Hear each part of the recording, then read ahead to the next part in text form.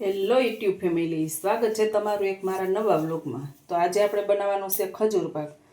તો ખજૂર પાક માટે જો મેં અત્યારે કિલો 1 ખજૂર લીધો છે। આવી રીતનો જે આપણે જાડો ખજૂર આવે ને, આવો સાદો ખજૂર, અને સાદો ખજૂર એ કહેવાય ને, જાડો કડક ખજૂર આવે એ ખજૂર લેવાનો છે।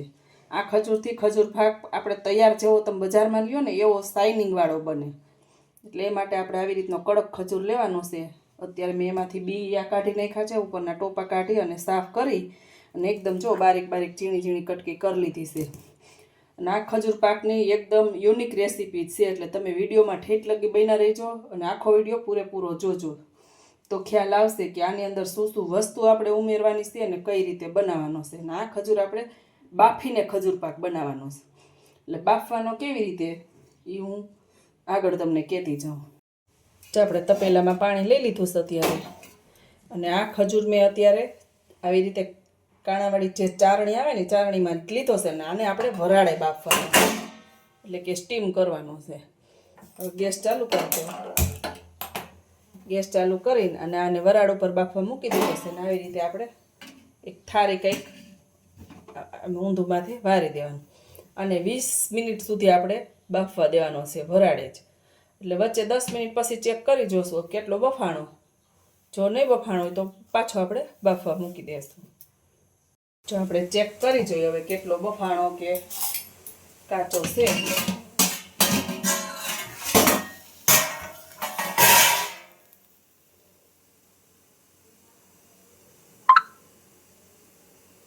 જો આપણે જે કડક જ હોય ને એ જ લઈએ, એટલે એમાં પૂરી ખાતરી થઈ જાય।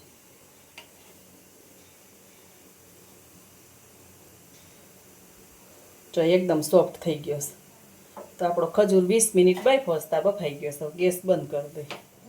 હવે આગળની પ્રોસેસ પછી બતાવતી રહીશ, તમે આગળ ઠેઠ લગી વિડીયોમાં બન્યા રહીજો। તો જો આપણે હવે ખજૂર બફાઈ ગયો છે, અને અમે માવો લઈ લીધો છે, માવો ખમણી નાખું, અને આપણે 1 કિલો ખજૂરમાં આપણે 250 ગ્રામ માવો નાખવાનો છે। પહેલાં માવો ખમણી એકદમ સરસ ભૂકો કરી નાખું। જો આપણે માવાનો ભૂકો થઈ ગયો છે, અને હવે આપણે ખજૂર શેકવાનું ચાલુ કરી। તો પહેલાં 150 ગ્રામ જેટલું ઘી લઉં છું। 1 કિલો ખજૂર છે ને 150 ગ્રામ ઘી છે, તેની અંદર શું શું વસ્તુ જોઈએ હું તમને પહેલાં બતાવી દઉં। કિલો ખજૂર છે, આપણે મોળા દાળિયા હોય એનો પાવડર છે, એ 100 ગ્રામ પાવડર છે। 200 ગ્રામ આપણે આ પ્રોટીન પાવડર છે। ગાર્નિશિંગ માટે થોડાક એવા પિસ્તા અને બદામનો ભૂકો છે। ગેસ ચાલુ કરી દે। જો ચેનલમાં નવા હોય તો સબસ્ક્રાઈબ કરી દેજો, અને વિડીયો પસંદ આવે તો લાઈક શેર કરી દેજો। શેર ખૂબ શેર કરજો, કેમ કે આ નવી જ રીતે આપણે ખજૂર પાક બનાવી છે। ડાયરેક્ટ ખજૂર પાક તો બધાય બનાવતા જ હોય, આપણે આ બાફીને વરાળે બાફીને ખજૂર બનાવી છે। જો ઘી ગરમ થઈ ગયું છે, ખજૂર ઉમેરી દો અંદર। પહેલાં એકદમ ઘીમાં બધો મિક્સ કરી દેવાનો। આપણે પાઉંભાજીનો હાથો લઈ લેવાનો અને ગેસને એકદમ ધીરો કરી દેવાનો।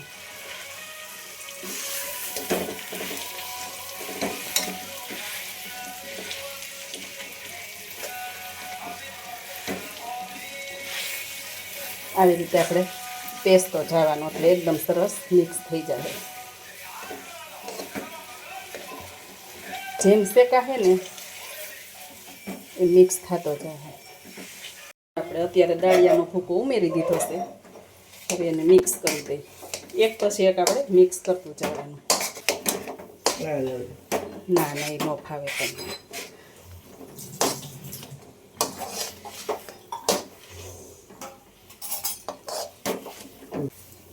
આપણે આ જે પ્રોટીન પાવડર બનાવ્યો છે ને, એની ફૂલ રેસીપી આપણે ડિસ્ક્રિપ્શન બોક્સમાં આપેલી જ છે, કેવી રીતે બનાવ્યો। એમાં આપણે દીધું છે ઇમ્યુનિટી બૂસ્ટર પાવડર, એમાં જઈને સર્ચ મારજો એટલે કેવી રીતે બનાવાય. હવે આમાં ઉમેરી દઈએ આપણે પ્રોટીન પાવડર. ધીરે ધીરે ઉમેરતા જાવું.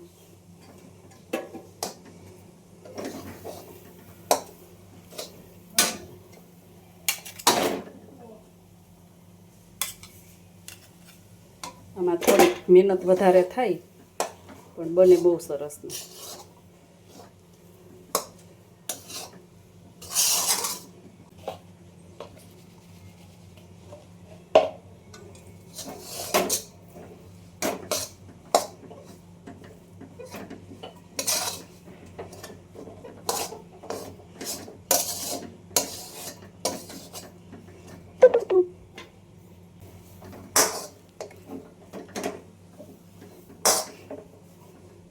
હવે આપણે ઉમેરી દઈએ માવો.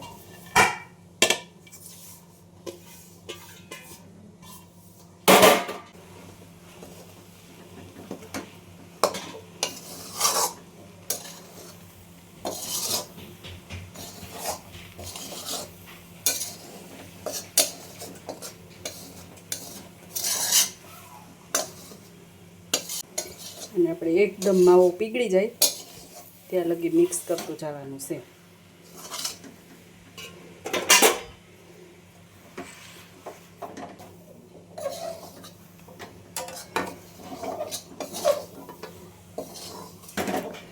તમારે આ પ્રોટીન પાવડર ન ઉમેરવો હોય અને ખાલી માવો, ડ્રાયફ્રૂટ ને થોડોક દાળિયાનો ભૂકો પણ ઉમેરી શકો.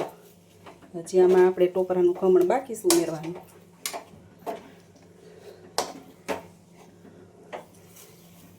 પ્રોટીન પાવડરની કંઈ જરૂર નથી.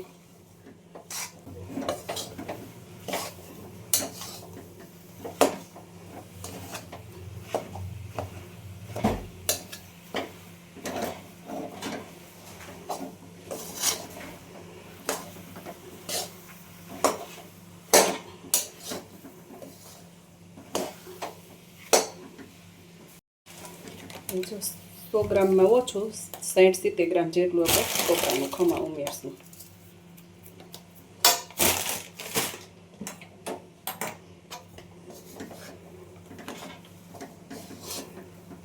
આને પણ સારું એવું મિક્સ કરી દેવાનું.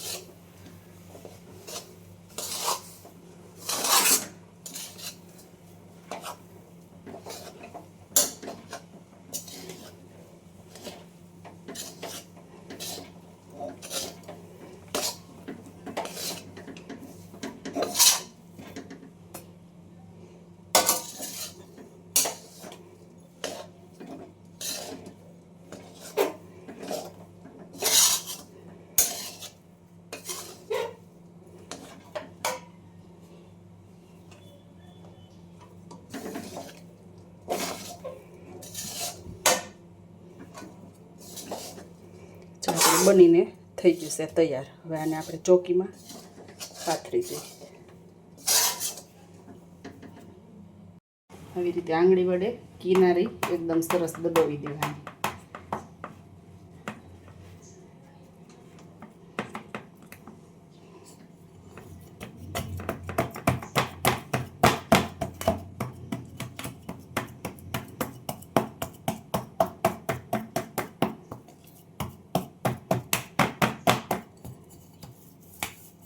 ઉપર આપણે ડ્રાયફ્રૂટ આવી રીતે ગાર્નિશિંગ કરી નાખી.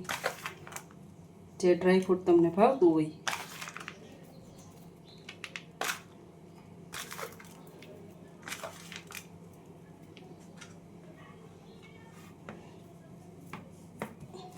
એકદમ પાછું આમ દબાવી દેવાનું એટલે અલગ ન પડે.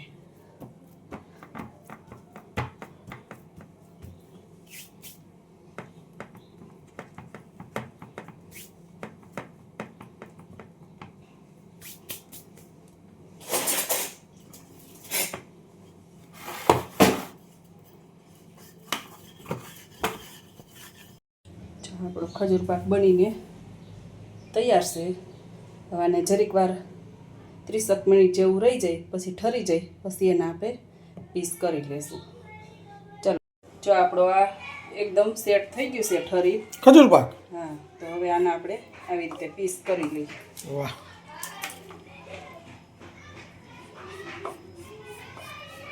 ખજૂર પાક બજારમાં વેચાતો લેવા જાય કેટલો 300-350 કિલો હોય છે ને? વધારે આ એકદમ છે ને આમ નીકળી જાય. નોખું પડી ગયું હોય નીચે બટર પેપર હોય એટલે, પણ આ એકલા હતા ને એટલે ન નીકળું મારે.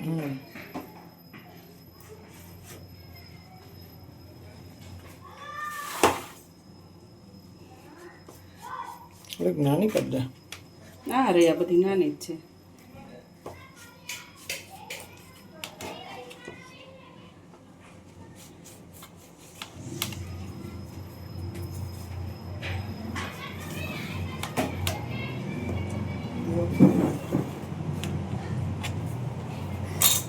છે ને આપણે એક કોર લઈ લીજો આસાનીથી આ બધા પીસ એકદમ નીકળી જાય છે. ઠીક છે.